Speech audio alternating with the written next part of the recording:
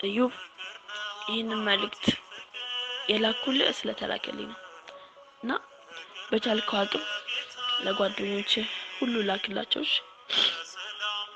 የሆነ ታሪክ ነው ካመንከኝ ማለት ነው።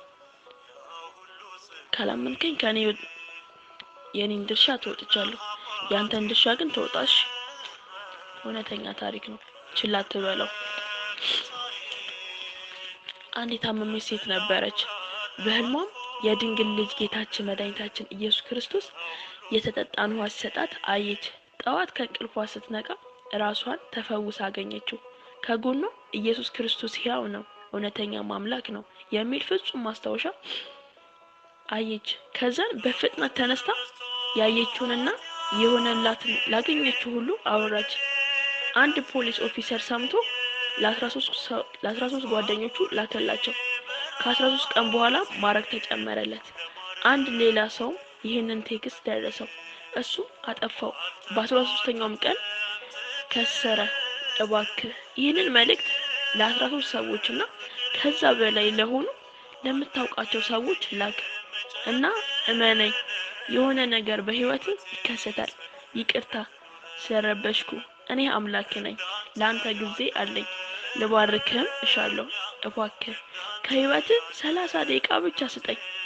ጸልይልኝ አልልህም፣ ብቻ አወድሰኝ፣ አመስግነኝ እና እባክህ እስከ ሌሊት በቻልከው መጠን ለዓለም ሁሉ ይህንን መልእክት ላክ። ይህን መልእክት አታጥፋው።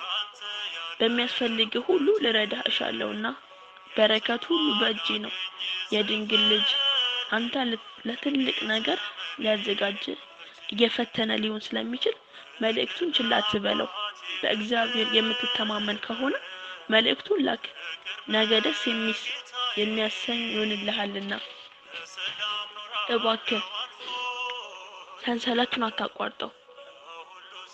በ10 ደቂቃ ውስጥ ለ13 ሰዎች ይህንን መልእክት ላክ።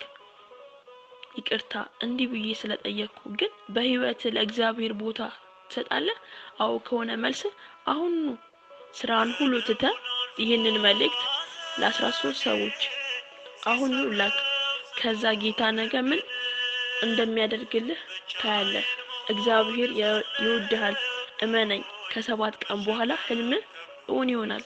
ግን ይህንን መልእክት ችላ ካልከው በራስ ቀን ለመጓዝ ለ7 ዓመት ድካም ብቻ ታተርፋለህ። እባክህ አድርገው፣ ይሰራልና። እዩብ ለምታውቃቸው ሰዎች ሁሉ ይሄን መልእክት ላክ።